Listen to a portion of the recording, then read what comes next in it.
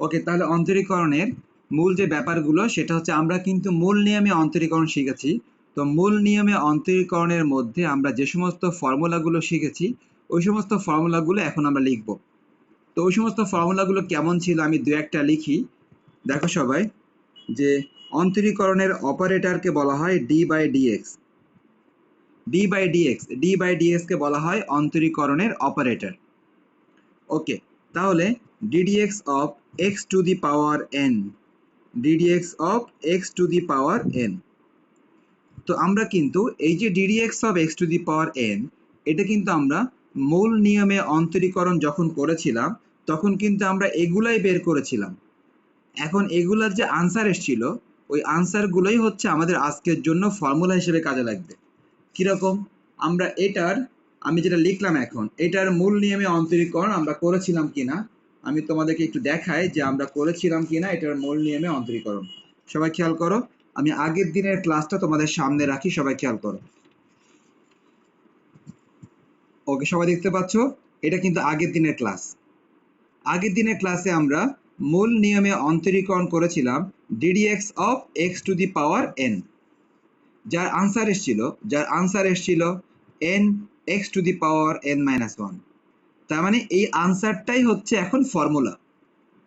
সুতরাং আমরা গত এক্সারসাইজে অর্থাৎ 9.2 তে যতগুলা ম্যাথ করেছি, আমি যতগুলো করিয়েছি অথবা যতগুলো আমি হোমওয়ার্ক দিয়েছি, প্রত্যেকটা ম্যাথের আনসারটাই এখন ফর্মুলা হিসেবে কাজে লাগবে। যেমন ddx of x to the power n, এটাকে আমরা মূল নিয়মে অন্তরীকরণ করে এটার আনসার পেয়েছিলাম n x to the power n minus 1। এটার আনসার পেয়েছিলাম এটা। তো এটাই হচ্ছে এখন ফর্মুলা। ঠিক এরকম আগের এক্সারসাইজে যতগুলো ম্যাথ করেছিলাম প্রত্যেকটা ম্যাথই হচ্ছে এক একটা ফর্মুলা। ওকে, আমি একটা দেখালাম, উদাহরণস্বরূপ আমি তোমাদের সামনে একটা দেখালাম। তাহলে সবাই দেখতে পাচ্ছ ddx of x to the power n, এটার ফর্মুলা হচ্ছে n x to the power n minus 1। এটা ফর্মুলা, আমরা কিন্তু এই ফর্মুলা আগের এক্সারসাইজে করেছি। ওকে, ভালো কথা। তাহলে এটা যদি ফর্মুলা হয় এই ফর্মুলার ব্যবহারটা তুমি ম্যাথের মধ্যে কিভাবে করবা? এই ফর্মুলার ব্যবহার তুমি ম্যাথের মধ্যে কিভাবে করবা? ওকে, দেখো এখন আমি যে উদাহরণ লিখি dx of x to the power 5, তাহলে তোমাদের মধ্যে হতে একজন বলো সেম ভাবে উপরেরটা হবে 5x to the power 4। ওকে, ঠিক আছে, মোটামুটি আমরা তাহলে বুঝতে পারলাম সবাই যে এই যে ফর্মুলা এটাকে আমরা বলে থাকি পাওয়ারের ফর্মুলা। দেখো সবাই এই যে ফর্মুলাটা লিখলাম এই ফর্মুলাটাকে বলে থাকি পাওয়ারের ফর্মুলা। ওকে, পাওয়ারের ফর্মুলা, হ্যাঁ, অন্তরীকরণের পাওয়ারের ফর্মুলা। তাহলে অন্তরীকরণের পাওয়ারের ফর্মুলার বৈশিষ্ট্য হচ্ছে যে পাওয়ারটা সামনে চলে আসবে আর পাওয়ার 1 কমে যাবে, পাওয়ারটা সামনে চলে আসবে আর পাওয়ার 1 মাইনাস হবে।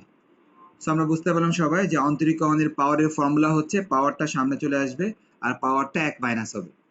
ওকে, ঠিক আছে, তাহলে আমরা সবাই পাওয়ারের ফর্মুলা দেখলাম, অন্তরীকরণের পাওয়ারের ফর্মুলা। নেক্সট আমরা এবার আরেকটা ফর্মুলা লিখি ddx of, মনে করো অনলি এক্স, শুধু এক্স। বলো মিথিলা বলো ddx of শুধু এক্স কত হওয়া উচিত? ddx 1 হবে। তুমি কি ব্যাখ্যা দিতে পারবা যে 1 কিভাবে হয়?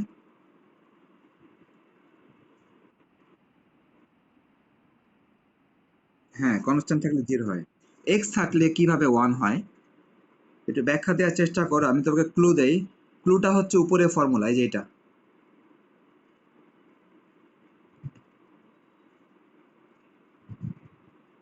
ddx,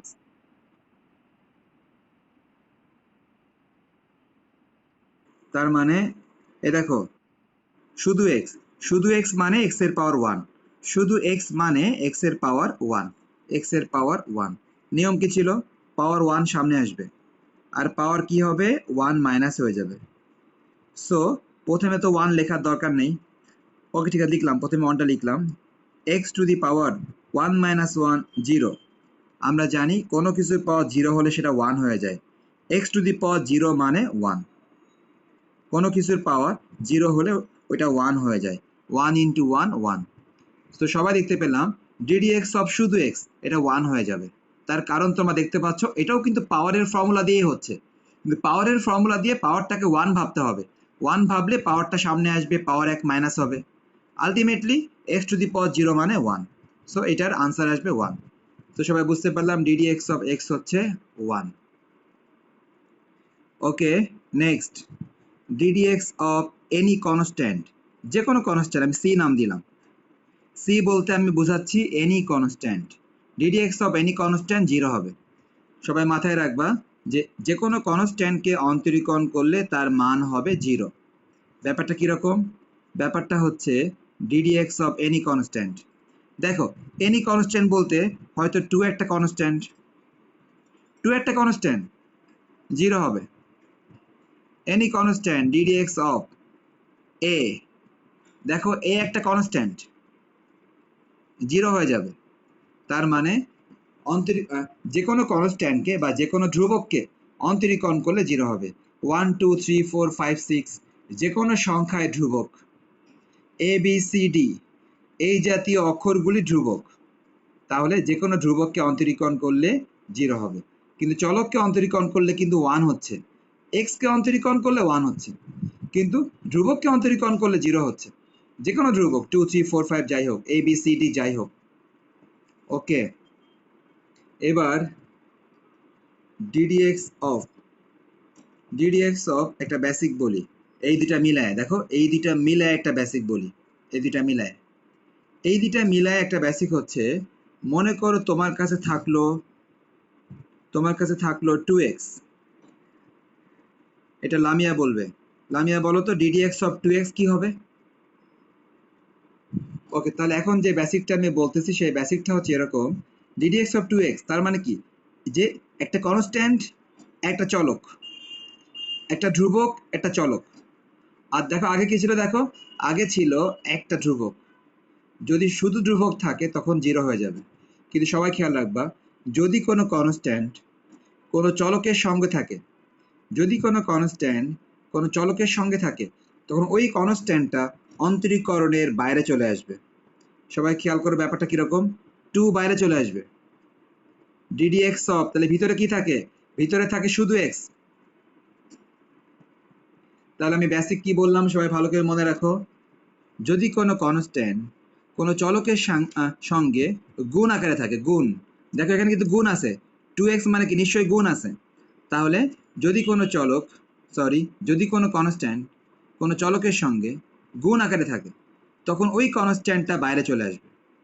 ওকে, নেক্সট দেখো বাইরে থাকলো 2, বাইরে 2 থাকলো, ddx অফ x, সবাই খেয়াল করো ddx অফ x নিশ্চয়ই 1 হয়। ddx অফ x এটা কিন্তু 1 হয়। সো ddx অফ x তো 1 হবে। তাহলে 2 ইন্টু 1 2 হয়ে গেল। সো আমরা এখানে একটা বেসিক পেলাম। বেসিকটা যদি আমি আরেকটু বোঝানোর জন্য লিখি, দেখো সবাই খেয়াল করো, সবাই ভালো করে শুনবা, তারপর আমি জিজ্ঞেস করব, তোমরা আমার এই কথাটা রিপিট করবা। আমি যে কথাটা বলবো এক্স্যাক্টলি এই কথাটা রিপিট করবা, ভালো করে শোনো। দেখো, যদি অন্তরীকরণের মধ্যে কোনো কনস্ট্যান্ট একা থাকে, যদি অন্তরীকরণের মধ্যে কোনো কনস্ট্যান্ট একা থাকে, তখন সেটা 0 হয়ে যাবে। কিন্তু যদি অন্তরীকরণের মধ্যে কোনো কনস্ট্যান্ট একা না থেকে তার সাথে একটা চলক থাকে, তখন ওই কনস্ট্যান্ট 0 হবে না, ওই কনস্ট্যান্ট তখন বাইরে চলে আসবে। আবারও শুনো, যদি অন্তরীকরণের মধ্যে কোনো কনস্ট্যান্ট একা থাকে, তখন সেটা 0 হয়ে যাবে। কনস্ট্যান্ট একা থাকলে 0 হয়ে যাবে। কিন্তু যদি কনস্ট্যান্টের সাথে কোনো চলক থাকে, তখন সে আর 0 হবে না, তখন ওই কনস্ট্যান্ট বাইরে চলে আসবে। আর ভেতরে থাকবে x, আলটিমেটলি x তো 1 হয়ে যাবে। বলো কে বলবা?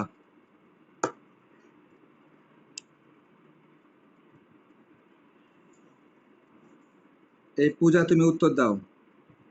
ddx অফ, এই যেটা বলো, ddx অফ 7 কত হবে বলো? ddx অফ 7 0, আর ddx অফ 7x,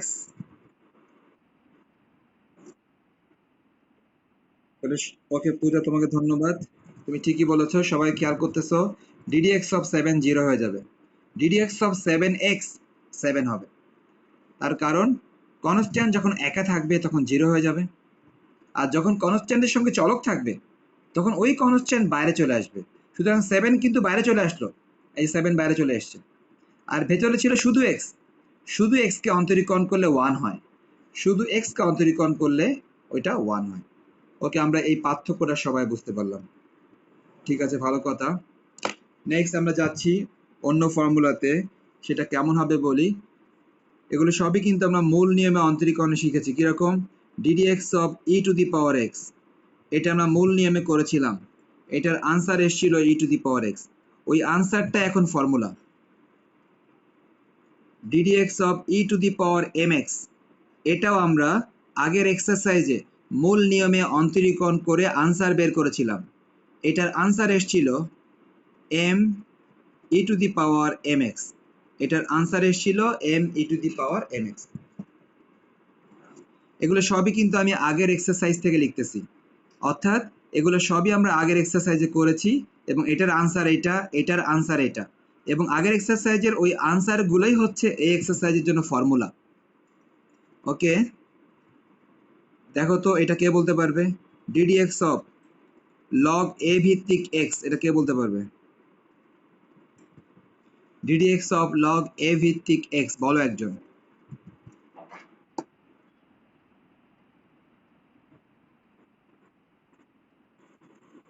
তুমি তোমার আনসারের লাস্টের কথাটা থাকবে, তাই না? 1/x log a ভিত্তিক ই। ওকে, ডিডিএক্স অফ লন এক্স, এটার ফর্মুলা হচ্ছে 1/x। তাহলে এগুলো সবই তোমরা ফর্মুলা হিসেবে মনে রাখতে হবে আর কি। এই তাবাসসুম, তুমি একটা বলো, ddx of A to the power x, দেখো তো বলতে পারো কিনা। Ddx of A to the power x,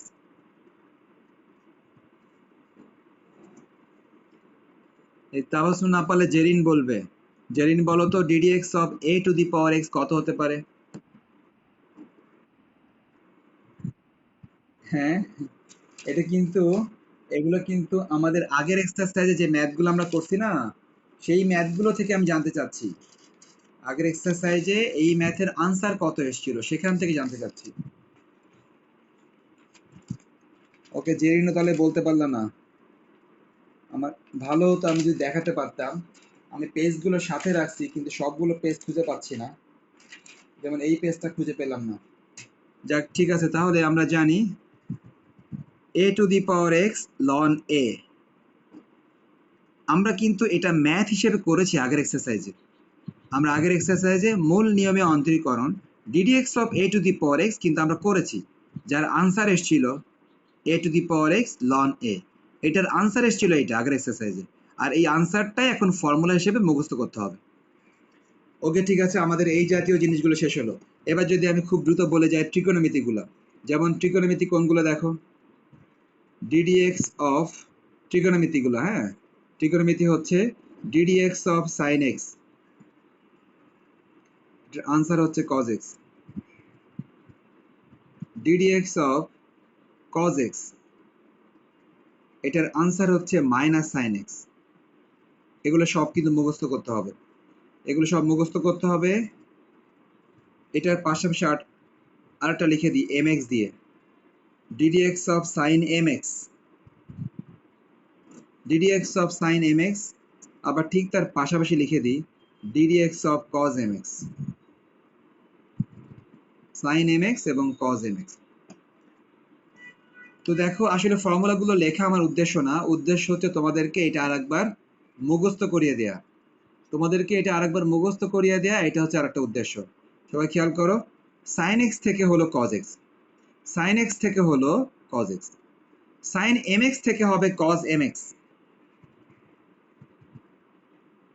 তার মানে সাইন এক্স থেকে হলো cos x, sine m x থেকে হবে কজ এম এক্স। শুধু পার্থক্য একটাই, এই যে এক্স এর সহগ এম, পার্থক্য একটাই, এক্স এর সহগ যে এম দেখতে পাচ্ছি, এই এমটা আমরা সামনে লিখে দিব, এক্স এর সহগ এম সামনে লিখে দিব। নেক্সট, আবার সবাই খেয়াল করো, কজ এক্স থেকে পাওয়া যায় minus sine x, cos x থেকে পাওয়া যায় মাইনাস সাইন এক্স, তার মানে কজ এম এক্স থেকে পাওয়া যাবে মাইনাস সাইন এম এক্স, তাহলে কজ এম এক্স থেকে পাওয়া যাবে মাইনাস সাইন এম এক্স। আবারও সে একই কথা, এই যে x এর সহগ m দেখতে পাচ্ছ, x এর সহগ m, এই mটা সামনে চলে আসবে, এটা একটা ফর্মুলা। x এর সহগ m সামনে চলে আসবে, x এর সহগ m সামনে চলে আসবে। এরও ব্যাখ্যা আছে, তো সেই ব্যাখ্যা আমরা সরাসরি ম্যাথ করলে বুঝতে পারবো। এরও ব্যাখ্যা আছে, তো সেই ব্যাখ্যা সরাসরি ম্যাথ করলেই আমরা বুঝতে পারবো। ওকে, যাক, তো আমরা তো অনেকগুলো ফর্মুলা লিখলাম, আরো কয়েকটা ফর্মুলা লিখে দিই।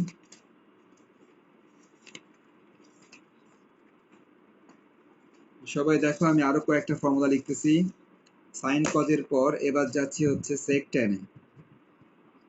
ddx of tan x, ddx of tan x এর ফর্মুলা হচ্ছে sec square x, ddx of tan x এর ফর্মুলা sec square x। আমি এটা পাশে লিখতে চাই, ddx of sec x এর ফর্মুলা হচ্ছে sec x tan x, ddx of sec x এর formula sec x tan x। Next,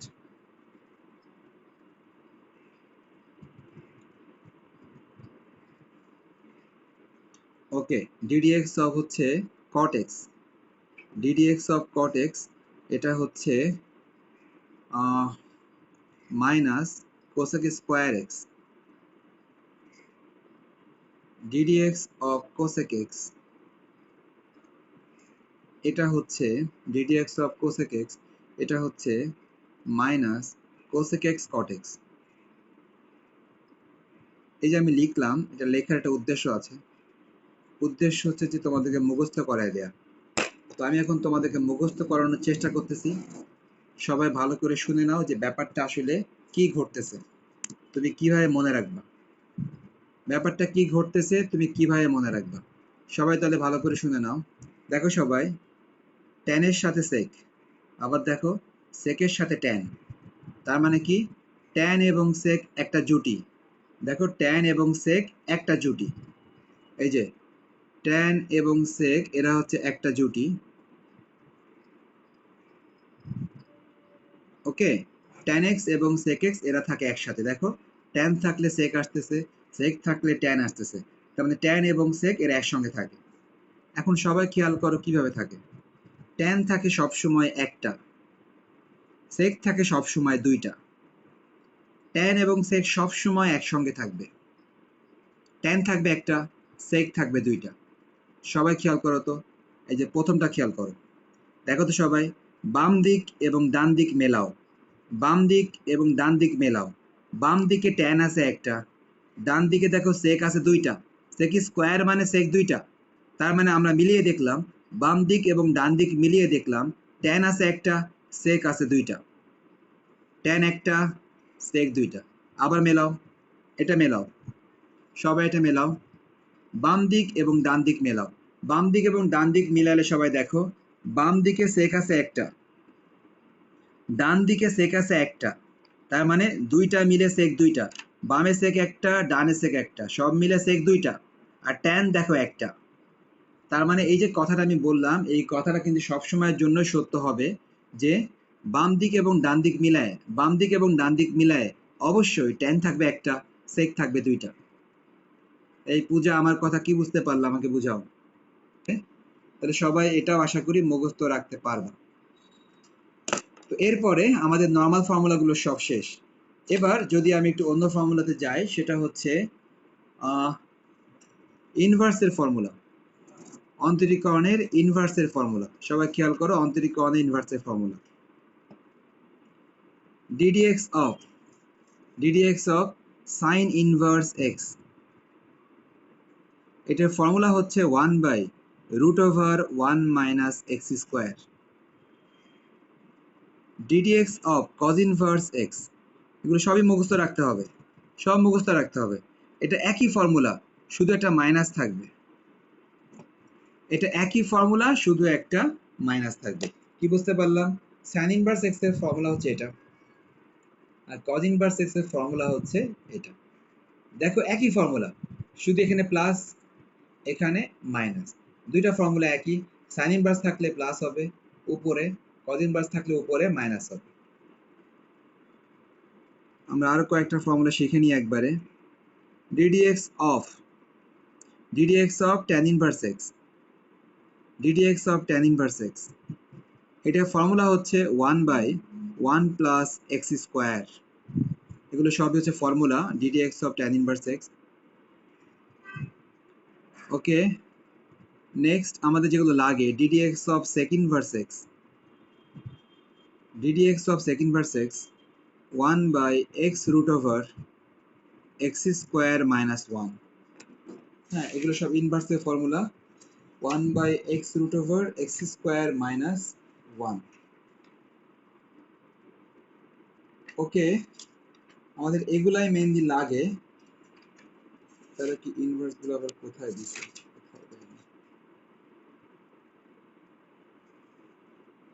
ওকে, তাহলে আমাদের এই ফর্মুলাগুলোই মেইনলি লাগে ইনভার্সের ফর্মুলা আমাদের মেইনলি এগুলোই লাগে।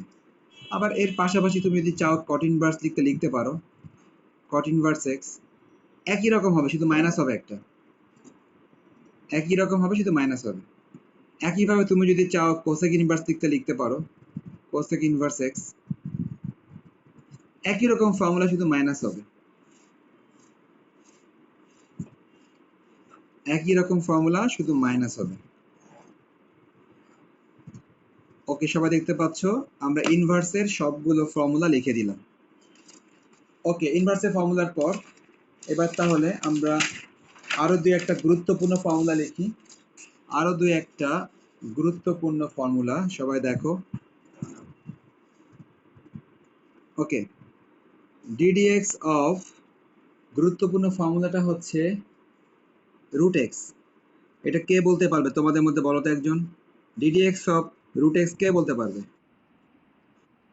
এক্স্যাক্টলি 1/2 রুট এক্স, এটাই হচ্ছে ফর্মুলা। তাহলে ddx অফ রুট এক্স এর ফর্মুলা 1/2 রুট এক্স, এটাই ফর্মুলা। ওকে, নেক্সট হচ্ছে ddx অফ 1/x, এটাকেও বলতে পারবে? ddx অফ, খুবই ভালো, -1/x স্কোয়ার। এগুলো সবই মুখস্থ করবা।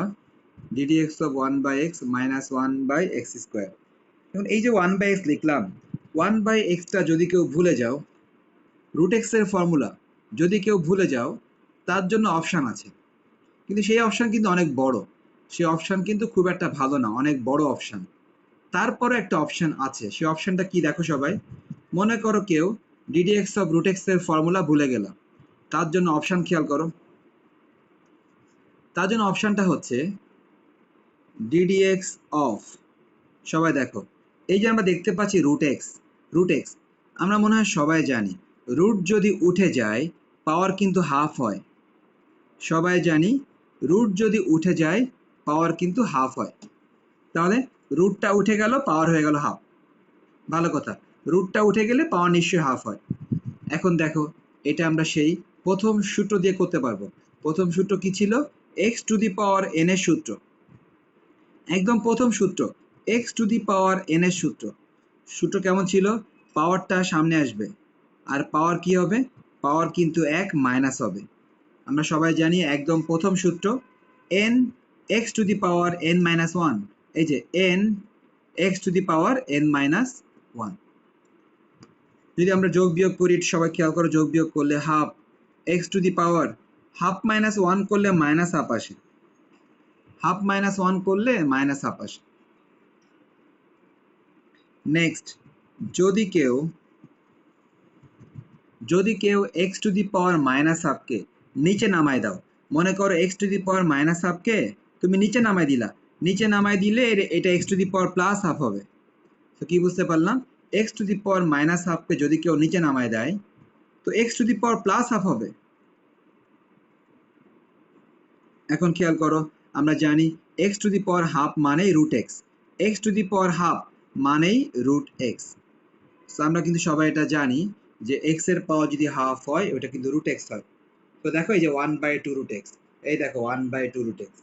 সো যদি সরাসরি মনে রাখো ভালো, ddx অফ রুট এক্স এর ফর্মুলা 1/2 রুট এক্স, মনে রাখাটাই ভালো। আর যদি মনে না থাকে তখন তুমি রুট এক্সকে X to the power half ধরে নিয়ে এটাকে পাওয়ারের ফর্মুলা করবা। পাওয়ারের formula X to the power N এর formula N X to the power N minus one, তারপরে যোগ বিয়োগ করলে এটাই আসবে। সেম ভাবে যদি কেউ 1/x টা ভুলে যাও, যদি কেউ 1/xটা ভুলে যাও তার জন্য অপশান আছে। তার জন্য অপশান কি দেখো, ddx অফ, এ দেখো 1/x। যদি কেউ নিচের এক্সটাকে উপরে উঠায় দেয়, নিচের এক্সটাকে মনে করো তুমি উপরে উঠায় দিলা, নিচের এক্সটাকে তুমি উপরে উঠায় দিলা, নিচের এক্সটাকে উপরে উঠায় দিলে পাওয়ার হয় মাইনাস, নিচের এক্সটাকে উপরে উঠায় দিলে পাওয়ার হয় -1। এবার তুমি আবারও এটাকে করবা পাওয়ারের সূত্র, আবারও এই যে পাওয়ারের সূত্র, আমরা সবাই জানি পাওয়ারের সূত্র, x to the power n কি হবে, এই যে n x to the power n-1, পাওয়ারটা সামনে আসবে আর পাওয়ার যা আছে সেখান থেকে আরো এক মাইনাস হবে, তার মানে ব্যাপারটা কেমন হয় দেখো, minus x to the power -2, x to the power -2, এটাকে নামায় দাও, x to the power -2, x to the power -2 নিচে নামাই দিলে x টু দি পাওয়ার +2, সবাই খেয়াল করো, -1/x², -1/x²। তো আশা করি সবাই বুঝতে পারলাম ব্যাপারটা, যে যদি ভুলে যাও তখন অপশান আছে, ভুলে গেলে অপশান আছে, অপশানটা হচ্ছে পাওয়ারের ফর্মুলা, পাওয়ারের ফর্মুলা দিয়ে করা যায় কিন্তু অনেক বড় হয়, এজন্য মনে রাখাটা বেটার। অন্তরীকরণের গুণের সূত্র,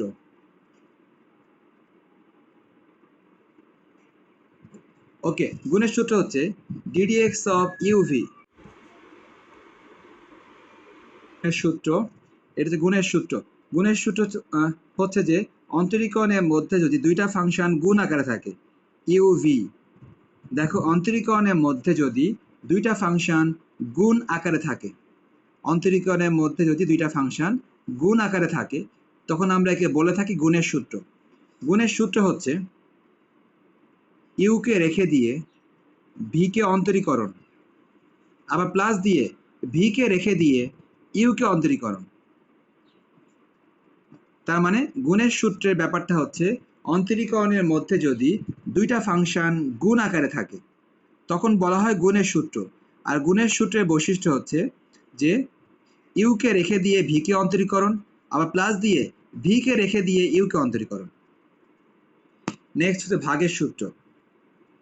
ভাগের সূত্র অন্তরীকরণের মধ্যে যদি দুইটা ফাংশন ভাগ আকারে থাকে, ভাগের সূত্র অন্তরীকরণের মধ্যে যদি দুইটা ফাংশন ভাগ আকারে থাকে, কিরকম ব্যাপারটা, ddx অফ ইউ ভাগ ভি, ddx অফ ইউ ভাগ ভি, ভাগের সূত্র যদি কিনা দুইটা ফাংশন ভাগ আকারে থাকে। ওকে, ভালো কথা। তাহলে দুইটা ফাংশন যদি ভাগ আকারে থাকে তখন ভাগের সূত্র কিরকম বলি, ভাগের সূত্র হচ্ছে যে আগে দেখো উপরে শুরু হয়েছিল ইউ দিয়ে, আগে উপরে শুরু হয়েছিল ইউ দিয়ে, এখন উপরে শুরু হবে ভি দিয়ে, ভি ddx অফ ইউ। তাহলে পার্থক্যটা সবাই খেয়াল করছো, আগে আমরা শুরু করেছিলাম ইউ দিয়ে, এখন শুরু করব ভি দিয়ে। দেখো নেক্সট পার্থক্য, দেখো নেক্সট পার্থক্য হচ্ছে আগে মাঝখানে প্লাস দিয়েছিলাম, এখন মাঝখানে মাইনাস দিব, ইউ ddx ভি, আর নিচে হবে ভি স্কোয়ার। সো আমরা মোট তিনটা পার্থক্য দেখতে পেলাম ভাগের সূত্রে। গুণের সূত্রে ইউ দিয়ে শুরু হচ্ছে, ভাগের সূত্র ভি দিয়ে শুরু হচ্ছে। দ্বিতীয় পার্থক্য, গুণের সূত্রে মাঝখানে প্লাস থাকে, ভাগের সূত্রে মাঝখানে মাইনাস থাকে। আর শেষ পার্থক্য, ভাগের সূত্রে নিচে ভি স্কোয়ার থাকে। সবাই দেখলা গুণের সূত্র এবং ভাগের সূত্র। নেক্সট, পরে যে দুইটা বলবো এই দুইটা আসলে কোনো সূত্র না, তারপর আমি বলি এই দুইটা কোনো সূত্র না। সেটা কিরকম, ddx of you plus v অথবা ddx of you minus v. তার মানে ব্যাপারটা কিরকম, ব্যাপারটা আগে ছিল গুণ, আগে ছিল ভাগ, আর এখন দেখো যোগ এবং বিয়োগ। আগে ছিল গুণ এবং ভাগ, এখন যোগ এবং বিয়োগ। মনে রাখবা যোগ এবং বিয়োগ থাকলে এটার জন্য আলাদা কোনো সূত্র নাই, এটা খুবই সাধারণ ব্যাপার। সেটা কিরকম, ddxটা তুমি আলাদা করে দিবা, কিরকম, ddx of you plus ddx of v, তুমি খুবই সিম্পলি এটাকে আলাদা করে দিবা, ddx of you minus ddx of V. তার মানে উপরেরটাকে বলতেছি আমরা যোগের সূত্র, নিচেরটাকে বলতেছি বিয়োগের সূত্র। কিন্তু সত্যিকার অর্থে এরা কিন্তু ওইরকম ভাবে কোনো সূত্র না। অর্থাৎ গুণ থাকলে একটা আলাদা সূত্র আছে, ভাগ থাকলে একটা আলাদা সূত্র আছে, কিন্তু যোগ আর বিয়োগ থাকলে আলাদা কোনো সূত্র নাই। তুমি বাইরের এই ডিডিএক্সটা ভেতরে আলাদা করে দিবা। কিরকম? D D X of you plus D D X of V. অনুরূপভাবে D D X of you minus D D X of V. তার মানে যোগ থাকলে আর বিয়োগ থাকলে আলাদা কোনো সূত্র না, এটা খুবই স্বাভাবিকভাবে এটা আলাদা হয়ে যাবে, জাস্ট আলাদা হয়ে যাবে।